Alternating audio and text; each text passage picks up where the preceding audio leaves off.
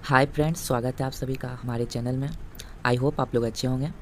दोस्तों, जो आप लोगों के लिए मैं बिहार स्पेशल जीके क्वेश्चन लेके आया हूँ। यदि आप बिहार के किसी भी एग्ज़ाम की तैयारी कर रहे हो जिसमें बिहार जीके से रिलेटेड क्वेश्चन पूछा जाता है, तो आप ये वीडियो को ज़रूर देखिए और इस वीडियो का लाभ उठाइए। ठीक है, आप पीडीएफ बोलोगे तो मैं प्रोवाइड करा दूंगा। ठीक है, बिहार से रिलेटेड जितने भी एग्ज़ाम में बिहार से रिलेटेड क्वेश्चन पूछे जाते हैं, तो आप हमारे चैनल की मदद से जो है तैयारी कर सकते हो।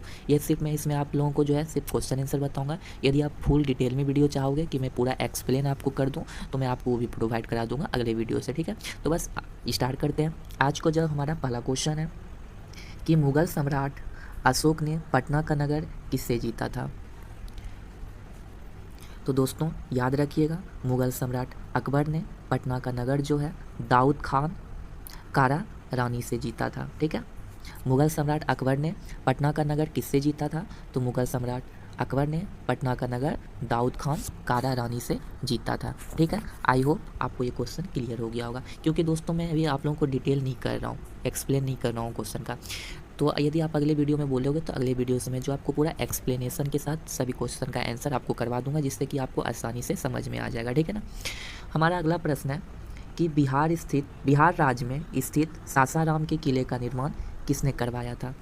आपको बताना है कि सासाराम का जो किला बिहार में है उसका निर्माण किसने कराया था। तो दोस्तों इसका राइट आंसर हो जाएगा शेरशाह ने। बिहार में सासाराम के किले का निर्माण शेरशाह द्वारा किया गया था। ठीक है दोस्तों, हमारा अगला प्रश्न है कि किस मुगल शासक के काल में बिहार पर एक बंगाल के नवाबों का नियंत्रण स्थापित हुआ। तो दोस्तों इसका राइट आंसर हो जाएगा बहादुर शाह प्रथम। ठीक है, बहादुर शाह के शासनकाल में बिहार पर एक बंगाल के नवाब का नियंत्रण स्थापित हुआ था। तो आप याद रखिएगा, इसका राइट आंसर सी हो जाएगा। ठीक है, हमारा अगला प्रश्न है फ्रेंड्स कि किस यात्री ने पटना को मुगल साम्राज्य का दूसरा सबसे बड़ा नगर तथा उत्तरी भारत का सबसे बड़ा व्यापारिक केंद्र बताया है। आपको बताना है कि किस यात्री ने पटना को मुगल साम्राज्य का दूसरा सबसे बड़ा नगर तथा उत्तरी भारत का सबसे बड़ा व्यापारिक केंद्र बताया है। तो दोस्तों याद रखिएगा,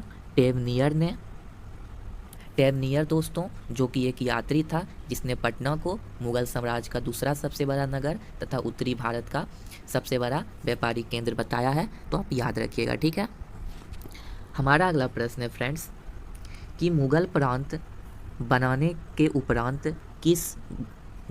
उपरांत बिहार का गवर्नर कौन था। आपको बताना है कि मुगल प्रांत जब बना था तो उस समय बिहार का गवर्नर कौन था। तो दोस्तों याद रखिएगा, जब मुगल प्रांत बना था तो उस समय बिहार का गवर्नर मिर्जा अजीज कोकल ताश था। ठीक है, जब मुगल प्रांत बना था तो उस समय बिहार का गवर्नर मिर्जा अजीज कोकल ताश था। ठीक है दोस्तों, आई होप आपको ये क्लियर हो गया होगा।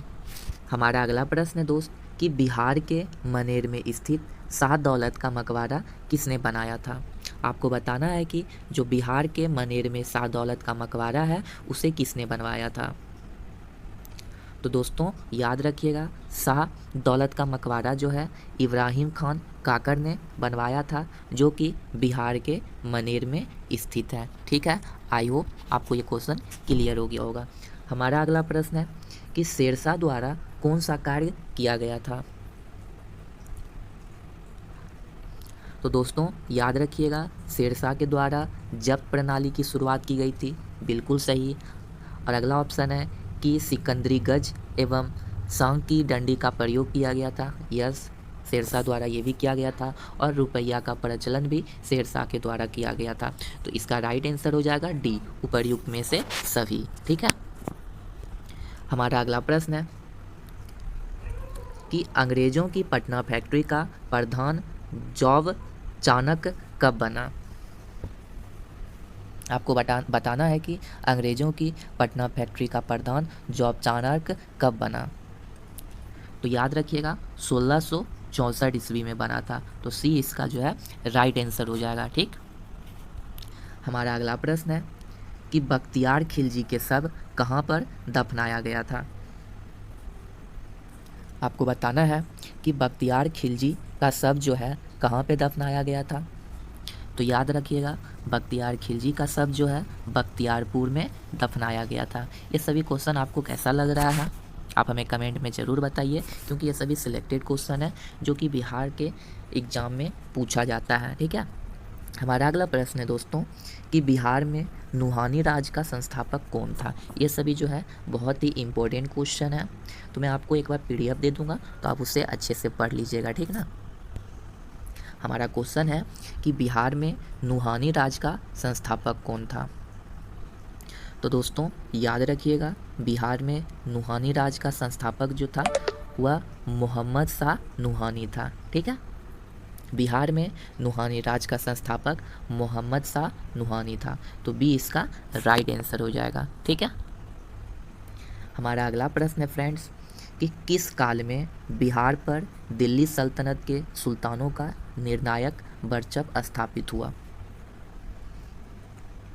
तो याद रखिएगा, तुगलक काल में बिहार पर दिल्ली सल्तनत के सुल्तानों का निर्णायक वर्चस्व स्थापित हुआ। ठीक है दोस्तों, हमारा अगला प्रश्न है कि इल्तुतमिश ने दिल्ली में सिंहासन पर बैठने के बाद बिहार पर अपना प्रभुत्व स्थापित कर बिहार का शासन किसको प्रदान किया?